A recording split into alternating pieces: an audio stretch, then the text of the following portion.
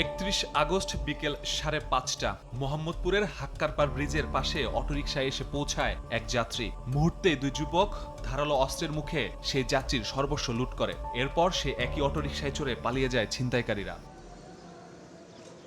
সরেজমিনে সেই ব্রিজে গিয়ে জানা যায় ছিনতাই এখানকার নিয়মিত ঘটনা। চন্দ্রিমা থেকে সহজে বসিলা যাওয়া যায় বলে এই ব্রিজ অনেকেই ব্যবহার করলেও ছিনতাই আতঙ্কে থাকতে হয় সব সময়। চন্দ্রিমা হাক্কার পর্যন্ত খুব খারাপ এলাকা। দিন নাই, দুপুর নাই, সকাল নাই, ছিনতাই হয়। নিরাপত্তাহীনতায় আমরা ভুগতেছি, সমাধান জরুরি।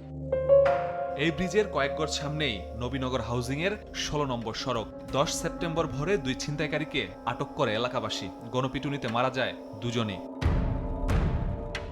2 দিন আগে একই এলাকার একটি সিসিটিভি ফুটেজে এই দুই ছিনতাইকারীকে অস্ত্রের মুখে একজনের সর্বস্ব লুটতে দেখা যায়। ধরেন এখানে মারলো, মাইরা ওখানে ফয়সাল্লারা নিল,